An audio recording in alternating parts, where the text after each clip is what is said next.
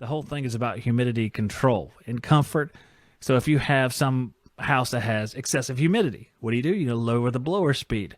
But it's an intersection. It's a dangerous intersection because as you lower the blower speed, your capacity and sensible heat ratio changes. So if you lower the blower speed, you have less volume of air. And first of all, that's going to impact the duct system and delivery of air. So let's think about that for a second, because this is what I wonder about. This is what I think about all the time. Actually, no, but some of the time I do. If you have a system that has 1200 CFM, it's a 3-ton system, and you size it as such, so it's used to having 1200 CFM, and under those conditions, it has a normal velocity, and it is delivering air properly throughout the home, sized properly. So what if you have a humidity issue and you say, I'm going to lower the blower speed. I'm going to lower it down to maybe 75% of that. So it's 900 CFM. So at 900 CFM and your ductwork is built to handle 1200 CFM, that tells me that you're going to have a lower velocity. Now let's say that you either have a leaky duct system or a duct system in the attic where you have a high TD between what's inside the ductwork and what's in the attic. All of a sudden, you're going to be gathering heat into that air. So you have a heat exchanger as the duct. And what I mean, especially for new people out there, you're exchanging heat between any two areas that have a separate temperature. You're going to be exchanging heat.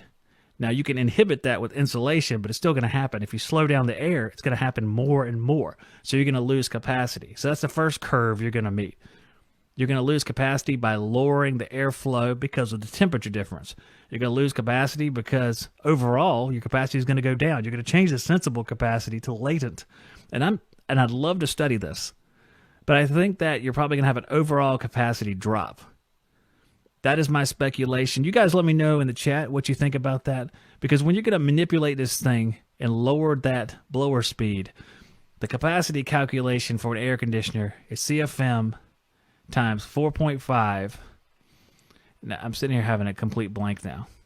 CFM times 4.5. Help me out here, people. CFM times 4.5. And there's a third one. I almost need to write this down. I think, here's me. If I have CFM times 4.5 times enthalpy change, right? Enthalpy change. Okay. See, I needed to write it down. So enthalpy change, all that is that's your total heat between the supply air and return air. So as you lower the blower speed, the enthalpy difference in between the return and supply is going to grow. And basically that's because the exposure time to your heat exchanger or coil is longer, even though it's really short compared to, not like it's an hour or something, but it's just going to slow down just a little bit, so that air is going to get a little bit colder. But I think there's diminishing return on that. It's not like you can slow a system down to 1 CFM and it had the same capacity. So at some point, you're going to start losing overall capacity. And that'll do better for your humidity, but you may not be able to satisfy the thermostat any longer. Man, this is a great experiment. I'm going to do experiments just like this. This is what I want to do. This is exactly what I want to do. If you want to watch more videos just like this one, click on this playlist. And if you want to see a new video you might not have ever seen before, check out this one right down here. And if you want to find out more about the sponsors that make this show possible, you can click on this box right here. And of course, if you aren't subscribed, please click here to do so.